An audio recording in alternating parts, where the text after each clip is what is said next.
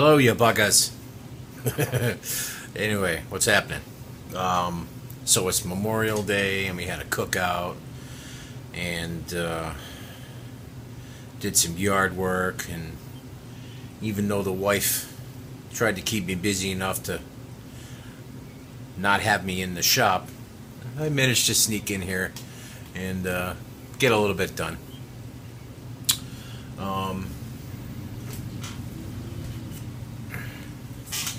In between seeding the grass and whatnot, mounted the truss rod cover, drilled some pilot holes for the tuners, and installed the truss rod and glued the neck on the maple guitar.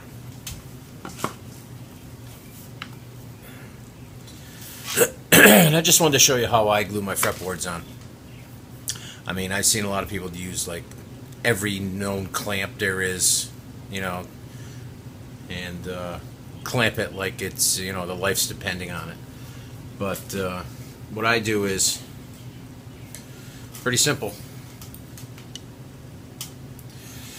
Start off with I run a piece of blue tape down the center of the neck here, cover up the truss rod slot, then spread the glue all over, peel the tape up and chuck it out, and then clamp the fretboard on with one of these clamps on the top and one at the bottom, using a nut blank for the spacing up against the truss rod cover. And once you got these clamped in good, you got to be careful with the glue, because sometimes it really just acts like a lubricant. You'll clamp it and the thing will just like slip out. You clamp it, get top one and the bottom one down, you get the neck where you want it, and then I put 2 more or 3 more in the middle, and then I start at the bottom with one of these giant rubber bands. You get them from StewMac.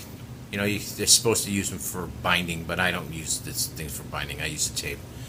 You start it down here and just wrap it all the way up the neck, and then work your way back down again. I don't think you're going to get any better clamping in that.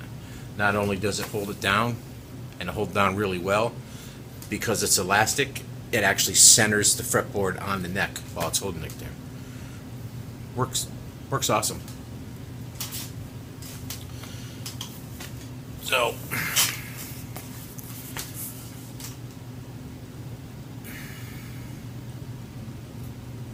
here's the maple one. A lot of sanding still left to do on the back of the neck.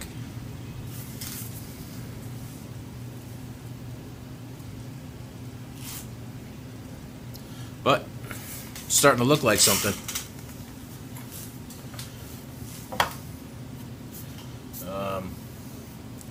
The other neck will come out of the rubber band and the clamps in probably another hour or so.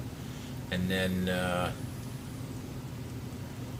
think what I'm going to do is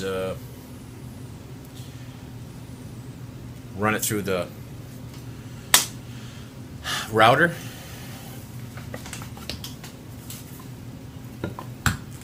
Hang on.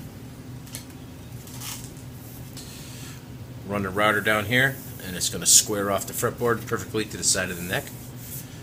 Same way I did with the headstock overlay. Yeah, and then we're going to clean the slots out to make sure they're clean after sanding the inlays down, and then we're going to install the frets. And at that point, it's almost a guitar. So anyway, that's all I got to share today. Even though the little woman tried to keep me out of the shop, you can't keep me out of the shop. You know, I went out, spread some grass seed, came in here, drilled some holes, went back out there, did a little more raking, came back in, installed truss rod, go back out, do a little more, come back in. That's why I didn't film it.